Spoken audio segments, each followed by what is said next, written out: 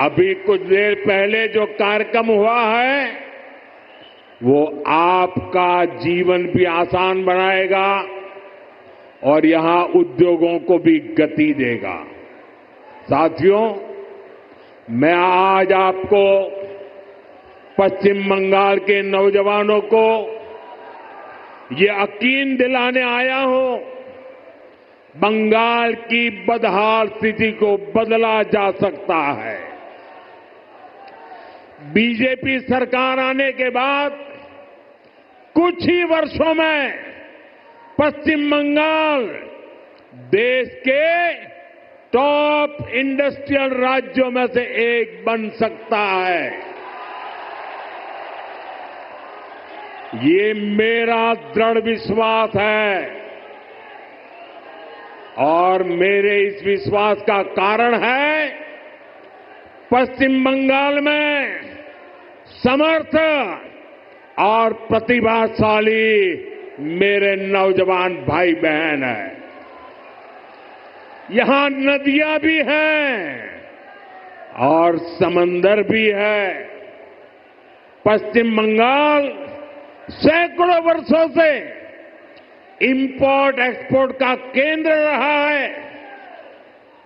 यहां पोर्ट्स का बहुत बड़ा नेटवर्क है। यहां प्राकृतिक संसाधन है, यानी मेक इन इंडिया को गति देने के लिए, मिशन मैन्युफैक्चरिंग में तेजी लाने के लिए पश्चिम बंगाल के पास हर शक्ति मौजूद है। बस यहां की टीएमसी सरकार बंगाल के विकास के आगे दीवार बनकर खड़ी है। जिस दिन टीएमसी सरकार की दीवार बंगाल में गिरी, उसी दिन से बंगाल विकास की नई तेजी पकड़ लेगा।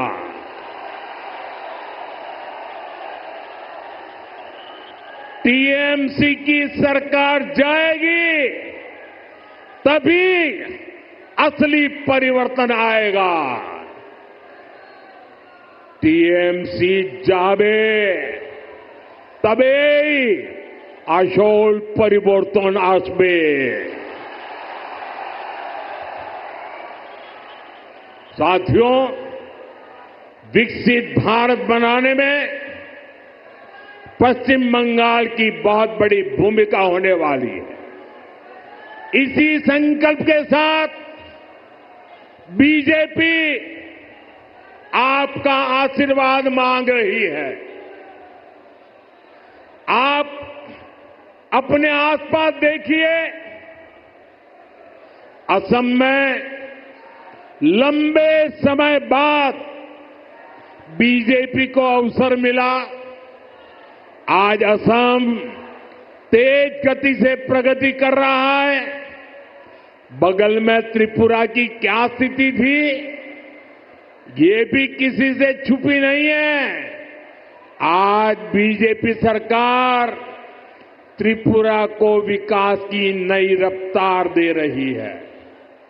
अब ओडिशा में भी भाजपा सरकार बन चुकी है।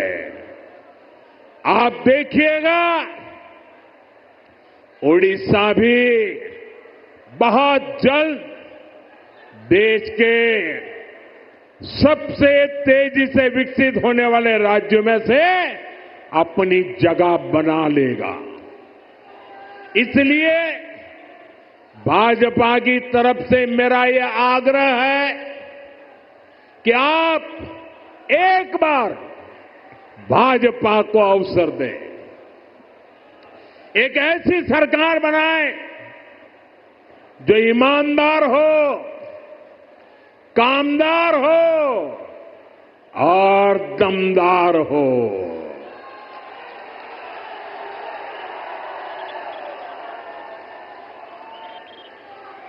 বিকশিত বাংলার মোদির গ্যারান্টি। विकसितो बांग्ला बीजेपीर संकल्पो। साथियों, हमें दुर्गापुर का, पश्चिम बंगाल का पुराना गौरव वापस लाना है। इसके लिए जरूरी है कि पश्चिम बंगाल में नया निवेश आए, लोग यहां उद्योग लगाने के लिए आगे आए, यहां के नौजवानों की शिक्षा और कौशल पर ज्यादा निवेश हो। लेकिन जब तक यहां टीएमसी की सरकार रहेगी, ये कभी भी नहीं होने देगी। बीते दशकों में जो स्थितियां यहां पैदा की गई हैं, वो बंगाल में निवेश विरोधी है, नौकरी विरोधी है। आप जरा सोचिए, जहां मुर्शिदाबाद जैसे दंगे होते हो,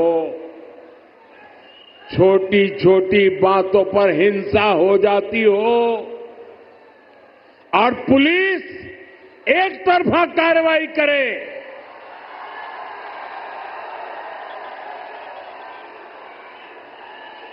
जहां न्याय की कोई उम्मीद ना हो, वहां कोई कैसे निवेश कर सकता है?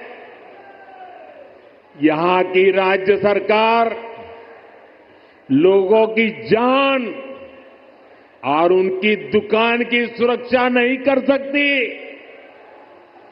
तो निवेशकों को भी चिंता होती है। मैं जानता हूं कि पश्चिम बंगाल में जितनी संभावनाएं हैं, उनको देखते हुए दुनिया भर के निवेशक यहां पैसा लगाने आना चाहेंगे।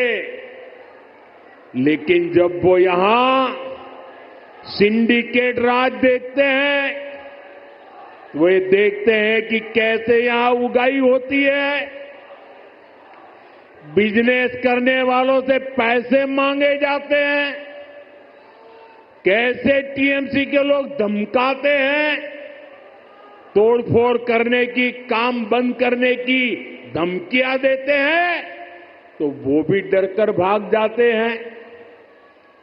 ये जो टीएमसी का गुंडा टैक्स है, ये बंगाल में निवेश को रोकता है।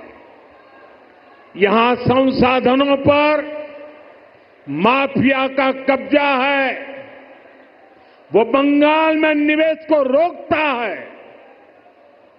यहां की सरकार नीतियां ही अपने नेताओं को भ्रष्टाचार की खुली छूट देने के लिए बनाती है। कब कौन सी नीति पलट दी जाए, इसकी भी कोई गारंटी नहीं।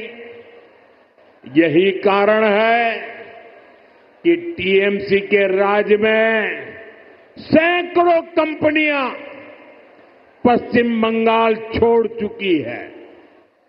तभी तो यहां नौजवान को आगे बढ़ने के अवसर नहीं मिल रहे, तभी तो बंगाल का हाल बेहाल हो गया है। इसलिए आज हर कोई कह रहा है, टीएमसी हटाओ, बंगाल बचाओ। टीएमसी हटाओ, टीएमसी के शोराव, बांग्ला के बचाओ।